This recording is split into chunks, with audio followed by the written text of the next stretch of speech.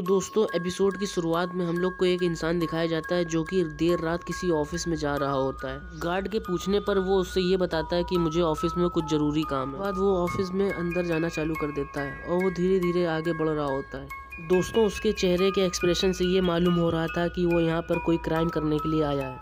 इसके बाद वो अपनी तेज नज़र तिजोरी और कैमरे की तरफ भी घुमाता है और उसको ऐसा करते देख सिक्योरिटी गार्ड मॉनिटर पर देख लेता है और अब वो तिजोरी की तरफ धीरे धीरे बढ़ना चालू हो जाता है कि तभी वहाँ पर वो सिक्योरिटी गार्ड आ जाता है और उसको ऐसा करने के लिए रोक देता है।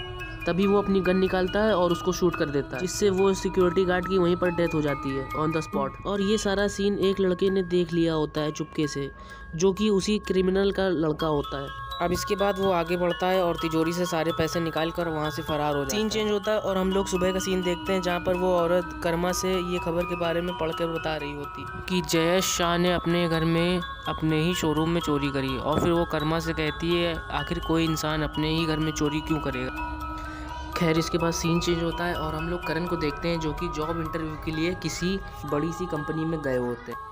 तो उस जॉब का मैनेजर कर्मा को वहाँ पे बैठाता है, कहता है कि तुम 2 मिनट के लिए रुको, मैं अभी बस आ रहा हूँ थोड़ा सा काम निपटा कर। दोस्तों जब वो वहाँ से बाहर जा रहा होता है तो हम लोग देखते हैं कि उसी के जैसा कोई हमशक्ल वहाँ पर खड़ा होता है। और जैसे ही मैनेजर उस कंपनी के बाहर जाता है तो उसका हमशक्ल उसकी जगह ले लेता है और जाकर मैनेजर बन जाता है। तभी करण अपनी बात चालू कर देते हैं उनसे और वो उनसे अपनी सारी क्वालिफिकेशन दिखाते हैं, जिस पर वो उनसे कहता है कि आपको जॉब नहीं मिल सकती और उनको वहाँ से भगा देता है। और इसके बाद वो गेट बंद करके उस कंपनी की तिजोरी की तरफ बढ़ना शुरू कर देता है और इससे हम लोग को पता चलता है कि वहाँ पर अब चोरी हो चुकी थी।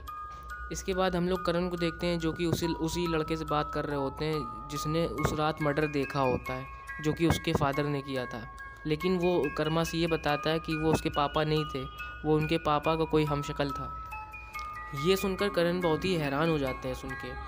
और अगली सुबह ये खबर छपती है कि जो कंपनी का मैनेजर होता है उसने अपनी ही कंपनी के प्रॉफिट को चोरी कर लिया था। और हर तरफ ये न्यूज़ बहुत ही तेज़ से फैल रही थी। जब करण को इस न्यूज़ के बारे में पता चलता है तो उनको बहुत ही हैरानी होती, क्योंकि वो कल ही मैनेजर से मिल के आए थे जहाँ पर उन्होंने उनको नौकरी देने से मना कर दिया था। और वो लड़का भी अपने पापा को कह रहा था कि मेरे पापा मर्डर नहीं कर सकते। और ये सारी बातें सोच कर करण को यहाँ पर शक होने लगा था।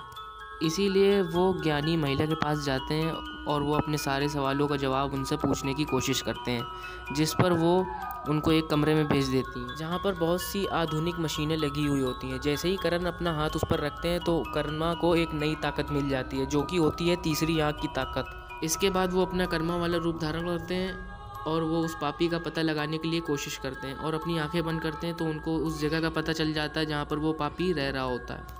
ज्ञानी महिला कर्मा से ये बताती हैं कि अगर तुम तीसरी आँख का अपना इस्तेमाल ज़्यादा करोगे तो तुम्हारी शक्तियाँ थोड़ी सी कमज़ोर भी होंगी, तो इसीलिए इसको थोड़ा सा अवॉइड करना। इसके बाद कर्मा उसी जगह पे जाते हैं जहाँ पर वो भैरूपिया रह रहा होता है और वहाँ जब पर चेक करते हैं तो वहाँ पर उनको कोई नहीं दिखाई देता।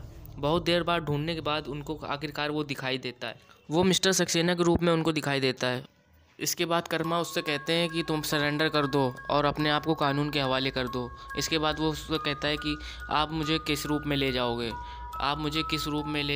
क्या मुझे ऐसे ले जाओगे सक्सेना के रूप में, या फिर इस छोटे बच्चे के रूप में ले जाओगे, या फिर इस टीचर के रूप में ले जाओगे, या फिर इस पायलट के रूप में ले जाओगे। तो कर्मा यहाँ पर बहुत ही कंफ्यूज हो चुके थे कुल मिलाकर।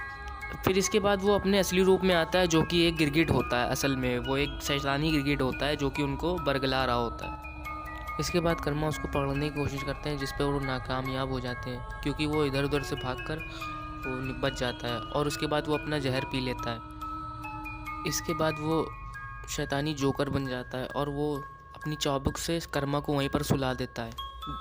एनीवेज जब ये मार्केस को खबर मिलती है कि कर्मा को उसने सुला दिया, मारा नहीं, तो बहुत ही गुस्सा हो जाता है क्योंकि उसका ये मानना होता है कि कर्मा को मारने का अच्छा मौका मिला था लेकिन उसने मारा नहीं। अब इसके बाद सीन चेंज होता है और हम लोग को करण को देखते हैं जो कि एक फ़ोटोग्राफ़र का जॉब अब कर रहे हैं और वो एक मंदिर पर जाते हैं जहाँ पर एक औरत आती है जो कि अपनी आधी मलकियत वहाँ पर दान कर देती है, जो कि और कोई नहीं वही शैतानी गिरगिट होता है वो।